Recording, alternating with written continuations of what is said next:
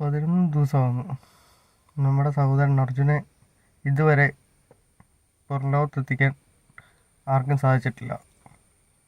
ഇപ്പം സൈന്യം സ്ഥിരീകരിച്ചു എന്ന് പറയുന്നത് വെള്ളത്തിനകത്ത് മണ്ണിനടിയിൽ ഉണ്ടെന്നുള്ള നിലയിൽ അർജുൻ്റെ വണ്ടി കണ്ടെത്തി, അല്ലെ റഡാർ സിഗ്നലിൽ അത് കിട്ടിയിട്ടുണ്ടെന്നാണ്.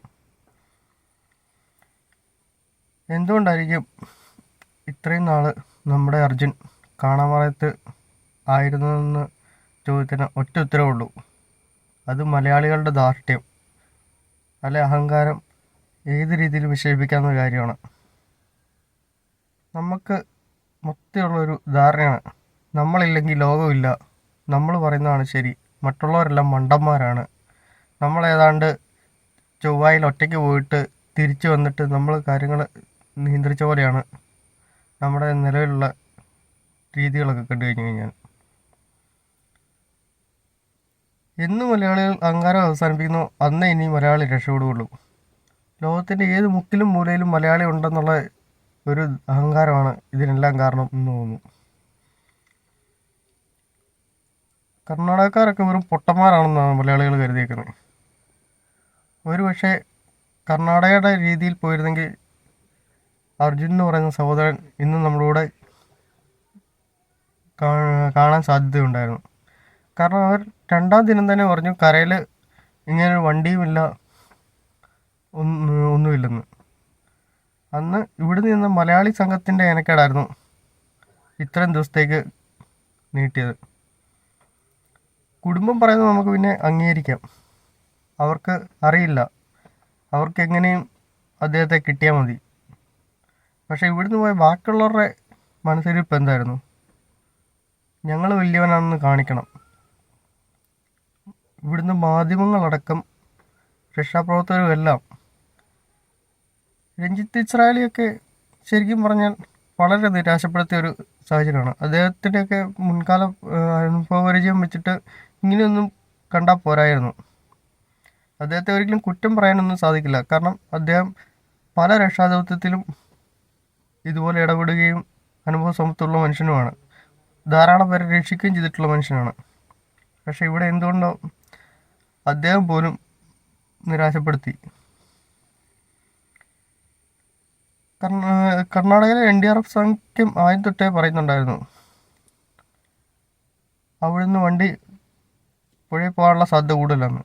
അന്ന് തൊട്ട് മലയാളികൾ പറയുന്നത് ഇവിടെ GPS സിസ്റ്റത്തിൻ്റെ ലൊക്കേഷൻ കാണിക്കുന്നത് ആ സ്ഥലമാണ്, ഇന്ന സ്ഥലമാണ്, ഫോൺ ഓണായത് ഇന്ന സ്ഥലത്ത് വെച്ചാണെന്നൊക്കെ പറഞ്ഞ് ഇവിടെ വൻ സീനായിരുന്നു. കർണാടകക്കാരെ വെറും പൊട്ടന്മാരാക്കി കളഞ്ഞു. അന്ന് തൊട്ട് അവർ പറയുന്നുണ്ട് 300 ടണ്ണിലധികം വരുന്ന ലോറി അത് അവിടെ തന്നെ നിൽക്കുമെന്നാണ് നമ്മൾ മലയാളികൾ പറഞ്ഞിരുന്നെങ്കിലും അവർ പറയുന്ന പോലെ തന്നെ 300 ടണ്ണ് അല്ലെങ്കിൽ അതിലധികം വരുന്ന ഭാരമുള്ള ലോറി, അതിനെ തള്ളിക്കൊണ്ടു പോകാൻ മാത്രം ശേഷിയുണ്ട്. കല്ലും മണ്ണും വെള്ളമൊക്കെ ആയി വരുന്ന ഈ പ്രകൃതിക്ക് ആ വന്ന സാധനം 1000 ടണ്ണിലധികം ഭാരമുണ്ടായിരുന്ന ഒരു ദുരന്തമായിരുന്നു എന്നാണ് പറയപ്പെടുന്നത്. പിന്നെ നമുക്ക് പറയാം, മലയാളിയാണെന്നുള്ള പേരിലാണ് ഇത്ര ഒരു പ്രയോറിറ്റി കിട്ടിയത്. നമ്മൾ മലയാളികൾ ഇടപെട്ടുകൊണ്ടാണ്, അല്ലെങ്കിൽ നമ്മുടെ മലയാളത്തിൽ പല രാഷ്ട്രീയക്കാരും സുരക്ഷാ സന്നദ്ധ പ്രവർത്തകരും മാധ്യമപ്രവർത്തകരും ഒക്കെ വിചാരിച്ചുകൊണ്ടാണ് ഇത് ഇത്ര വലിയ ഹൈപ്പായതെന്ന് നമുക്ക് വേണമെങ്കിൽ അഹങ്കാരത്തോടെ പറയാം. പക്ഷെ നമ്മുടെ ഈ അഹങ്കാരമാണ് ഇത് ഓരോ ദിവസവും നീട്ടിക്കൊണ്ടുപോയത്.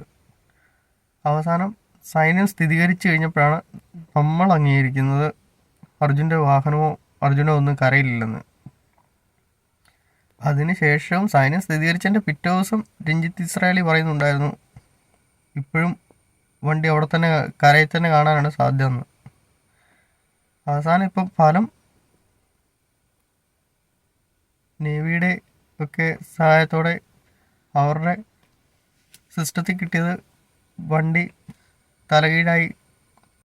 അവസാനം നേവി സ്ഥിരീകരിച്ചത് അർജുൻ്റെ വണ്ടി കരയിൽ നിന്ന് 20 മീറ്റർ മാറി നദിക്കടിയിൽ ചെളി തലകീഴായ സ്ഥിതിയിൽ 15 മീറ്റർ ആഴത്തിൽ കിടപ്പുണ്ടെന്നാണ് ഇപ്പോൾ സൈന്യം സ്ഥിരീകരിച്ചിരിക്കുന്നത്. അതും ഏതാണ്ട് 90% എന്ന് പറയാൻ സാധിക്കുകയുള്ളൂ. കാരണം അവിടെ ഒരു വലിയ ടവർ അത് നദിക്കടി പെട്ടുപോയിട്ടുണ്ടെന്നാണ് പറയപ്പെടുന്നത്. അപ്പോൾ ഇനി അത് ഉയർത്തിയാൽ മാത്രമേ അത് അർജുൻ്റെ വണ്ടിയാണെന്ന് നമുക്ക് സ്ഥിരീകരിക്കാൻ പറ്റുള്ളൂ. കാരണം അവരുടെ പല സിസ്റ്റത്തിലും പലപ്പോഴും ലോകത്തിൻ്റെ അംശം കണ്ടപ്പോഴെല്ലാം അവിടെ ചെല്ലുന്ന കണ്ടുപിടിക്കുന്ന സാധനം പാറയോ ഒക്കെ ആയിരുന്നു. അവിടുത്തെ മണ്ണിൽ പോലും അല്ലെങ്കിൽ പാറയിൽ പോലും ലോകത്തിൻ്റെ അംശം കൂടുതലാണെന്നാണ് പറയപ്പെടുന്നത്. നമുക്ക് പ്രാർത്ഥിക്കാം നമ്മുടെ അർജുന് തിരികെ വരട്ടെ എന്ന്. ഇത് ഒഴുക്കിപ്പെട്ട് വേറെ എവിടെയെങ്കിലും കരയ്ക്ക് കയറാൻ പറ്റുന്ന സാഹചര്യത്തിൽ അദ്ദേഹം എത്തിപ്പെടട്ടെ എന്ന് നമുക്ക് കരുതാം. കാരണം അതൊരു ജീവനാണ്, ഒരു കുടുംബത്തിൻ്റെ പ്രതീക്ഷയാണ്. അദ്ദേഹത്തിന് എന്തെങ്കിലും സംഭവിച്ചു കഴിഞ്ഞിട്ട് പിന്നെ ആ കുടുംബത്തിന് അത് കിട്ടി ഇത് കിട്ടി എന്ന് പറഞ്ഞതുകൊണ്ട് ആ മനുഷ്യജീവന് യാതൊരു വ്യത്യാസവും വരുന്നില്ല. അല്ലെങ്കിൽ ആ ജീവനോളം വിലയുള്ള ഒന്ന് ഇനി ആർക്കും ആ കുടുംബത്തിന് കൊടുക്കാൻ സാധിക്കില്ല. ഇതിൽ നിന്ന് നമുക്ക് കിട്ടാനുള്ളൊരു പാഠം എന്ന് പറയുന്നത് നമ്മളാണ് ശരി, നമ്മൾ മാത്രമാണ് ശരി, നമുക്ക് മാത്രമേ ലോകത്ത് അറിവും വിദ്യാഭ്യാസവും ബോധവും ലോകപരിചയം ഉള്ളെന്ന് തെറ്റിദ്ധരിക്കരുത്. ബാക്കിയുള്ള ആൾക്കാരൊന്നും വെറും ഒന്നുമല്ല. അവർക്കും ഈ കാര്യങ്ങളിലൊക്കെ അനുഭവ സമ്പത്തും പരിചയമൊക്കെ ഉള്ള ആൾക്കാരാണ്. ഒരു മനുഷ്യജീവനിട്ടാണ് നമ്മൾ മലയാളികൾ ഇത്രയും നാളും റേറ്റിംഗ് കൂട്ടിക്കൊണ്ടിരുന്നതും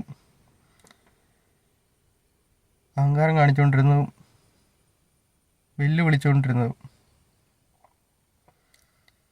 ഇപ്പം ശരിക്കും പറഞ്ഞാൽ പവനായി ശവമായ എന്ന അവസ്ഥയായി മലയാളിയുടേത്. ഇവിടുന്ന് പോയ രക്ഷാപ്രവർത്തകർ പറഞ്ഞ ഒന്നുമല്ലെന്ന് ഇപ്പം സ്ഥിരീകരിച്ചല്ലോ. ഇനിയെങ്കിലും നമ്മൾ കാണേണ്ടത് മറ്റുള്ളവരെയും കൂടെ ബഹുമാനിക്കാൻ പഠിക്കുക. Thank you.